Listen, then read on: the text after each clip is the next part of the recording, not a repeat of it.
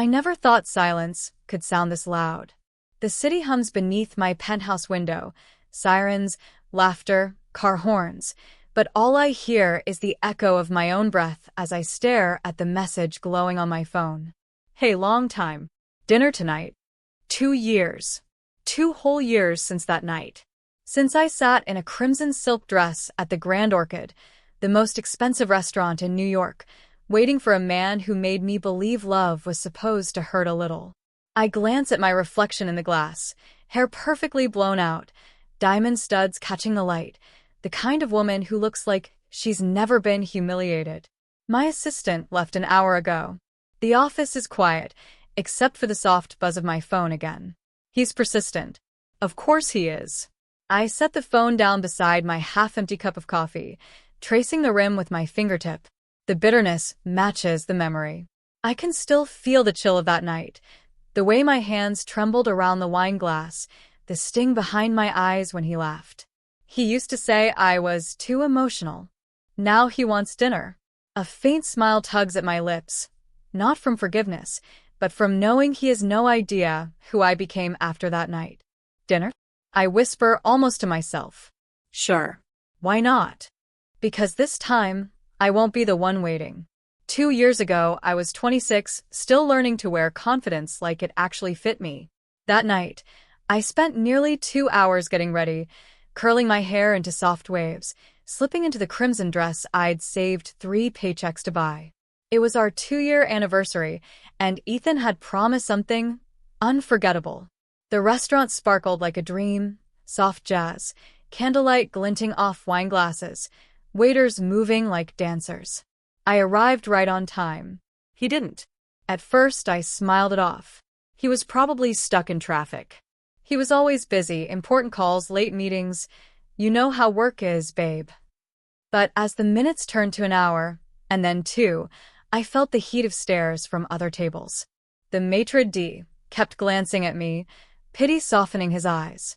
I remember checking my reflection in my phone camera, lipstick still perfect, eyes bright, pretending not to care.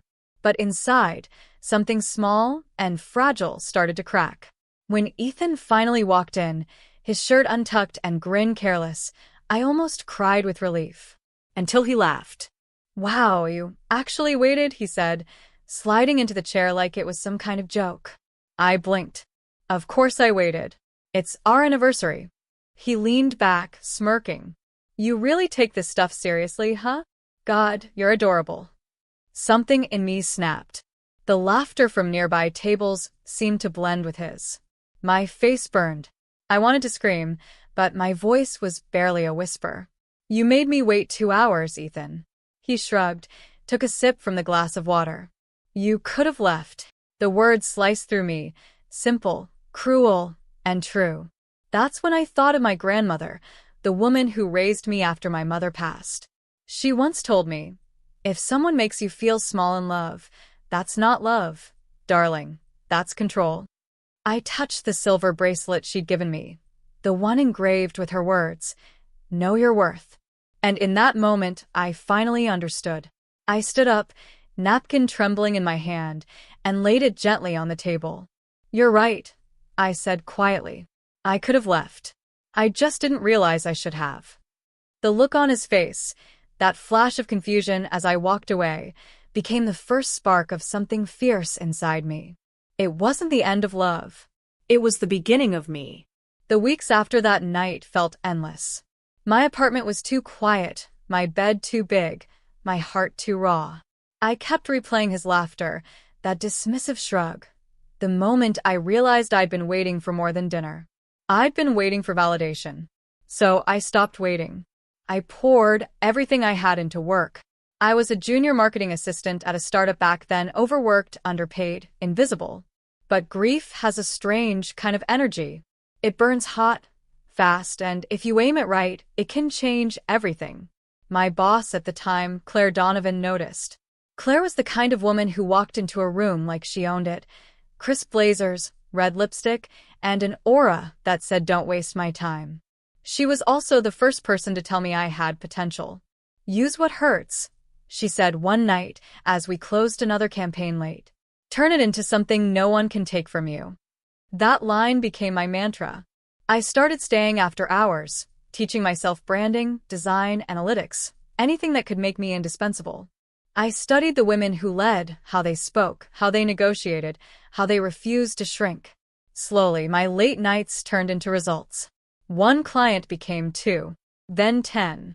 I built campaigns that started winning awards, the kind that got my name whispered in boardrooms. Claire pushed me harder than anyone. When she left to start her own agency, she asked me to join her. It felt insane, quitting stability for risk, but I did it. I left behind my tiny desk, my self-doubt, and the version of me who once waited at restaurant tables. The early days at Donovan and Company were brutal. We worked out of Claire's living room, fueled by coffee, deadlines, and blind ambition. But every small win felt like reclaiming a piece of myself. When we landed our first Fortune 500 client, I cried in the bathroom, not because I was proud, but because I realized I didn't need anyone to applaud me to feel worthy. By the time I turned 28, I'd bought my own apartment overlooking the city. I didn't tell many people. My social media showed nothing more than coffee shots, sunsets, and the occasional quote about growth. I didn't brag, didn't flaunt. I wanted my peace more than I wanted applause. Sometimes, when I walked past the Grand Orchid, I'd see couples laughing at their tables and feel a faint tug in my chest. Not regret, just a quiet reminder of where I started. I still wore my grandmother's bracelet every day. The engraving faded, but the meaning stronger than ever. Know your worth. Those 3 words carried me through every pitch, every rejection, every late night staring at my laptop with tired eyes and a determined heart. I had no idea then that the past I'd buried was about to walk right back into my world. Only this time, I'd be the one sitting at the head of the table. It was a Thursday morning when my assistant buzzed through. "Olivia, there's a man here asking for you. Says his name is Ethan Wells." For a second, I thought I misheard her. Ethan. The same Ethan who once made me wait 2 hours while he laughed in my face, now standing in the lobby of my firm. I inhaled slowly, studying myself. "Send him up," I said, my tone cool, almost amused. When the elevator doors opened, I saw him. Same sharp jawline, same self-assured walk, but softer somehow. Time had chipped away at his arrogance, or maybe success had. He was wearing a tailored suit that probably cost as much as my first month's rent back then. "Olivia," he said, as if he couldn't quite believe it. I smiled politely. "Ethan. It's been a while." He glanced around my office, his gaze snagging on the floor-to-ceiling windows, the art pieces, the sleek glass desk. "Wow," he said, forcing a laugh. "You've done pretty well for yourself." "Pretty well," I echoed, folding my arms. "I like to think so." He cleared his throat, suddenly looking uncomfortable. I didn't realize this was your agency. My company's been trying to partner with Donovan and Company for months." I tilted my head. "And now you're here, sitting across from me." He chuckled nervously. "Life's funny, huh? Sometimes poetic," I said. He launched into his pitch, numbers, projections, brand synergy, but I barely heard him. I was too busy studying the irony of it all. 2 years ago, I was the woman waiting for his attention. Now he was the one waiting for my approval. When he finished, he looked up expectantly. "So, what do you think? Can we make something happen?" I leaned back in my chair, crossing one leg over the other. "You know, Ethan, I remember another night involving a proposal." His brow furrowed. "What?" "The Grand Orchid. You made me wait 2 hours." I still remember the exact wine I ordered that night. He froze. "Olivia, God, I was an idiot back then. I'm sorry." "Don't be," I said calmly. "You taught me something valuable. That night pushed me to become this version of myself. So really, thank you." His expression shifted from regret to disbelief. "You're serious? You're running this company?" I smiled faintly.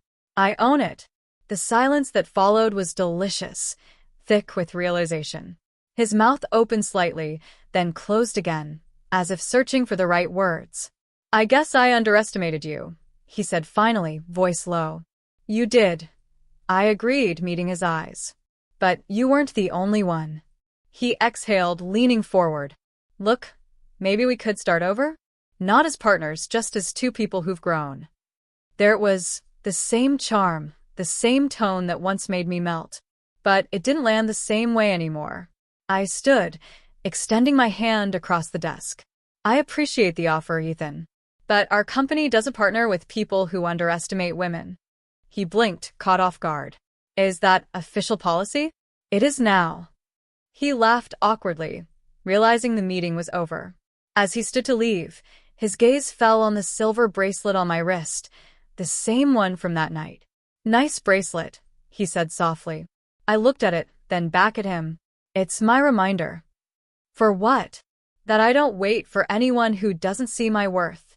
The elevator doors closed behind him, and for a long moment, I stood in the silence of my office, the same silence that used to feel lonely, but now felt like victory. I turned back toward the window, the skyline blazing gold in the afternoon sun. The city hadn't changed, but I had completely. A week after that meeting, Ethan called again. Twice. Then he emailed, a carefully worded message about business reconsideration and a partnership that could benefit both sides. I ignored it. But when Claire, my mentor, now my business partner, mentioned the same company in our next board meeting, I had to laugh. You're not going to believe who's leading that account, I told her. She smirked. Let me guess. Tall, charming, and allergic to punctuality. Exactly. She leaned back. Then this is your call. If you want to work with them, do it your way. My way. I liked the sound of that. When Ethan came in for the second meeting, he looked different. No arrogance this time. Just quiet tension. He shook my hand and sat down across from me, eyes steady. I owe you an apology, he began, for the way I treated you, and for assuming your success was luck. Apology accepted, I said simply. Now, let's talk business. His pitch this time was better, cleaner, sharper. He'd done his homework. I listened carefully, taking notes, pretending to consider it all. Then, when he finished, I smiled slightly and said, I'll agree to this partnership, under one condition. He straightened. Anything. 3, actually, I corrected. First, your company will implement a mentorship program for women in your department. Second, your marketing team will hire and promote at least 2 qualified women into senior roles within 6 months. And third, I paused, letting the moment breathe. You'll personally fund the annual scholarship we're launching for young female entrepreneurs, the Know Your Worth initiative. He blinked. That's quite a list. It's also quite an opportunity, I said evenly, for you to prove that growth isn't just about profit. It's about awareness. He nodded slowly, something thoughtful flickering in his eyes. You've changed, Olivia. No, I said softly. I just stopped asking for permission to be who I was always meant to be. He exhaled, smiling faintly. You always were the strongest person in the room. I just didn't see it back then. Most people don't, I replied, until they have to look up. For a brief moment, silence filled the space, not awkward, not heavy, just honest. Then he signed the contract. As he slid the papers across the table, his hand brushed mine. For what it's worth, he said quietly, I'm proud of you. I met his gaze, calm and steady. Good. Be proud of yourself, too, if you actually follow through. He chuckled softly. You don't make things easy, do you? Not anymore. When he left that afternoon, I didn't feel smug or triumphant. I felt peaceful. Setting boundaries wasn't revenge, it was restoration. I hadn't punished him.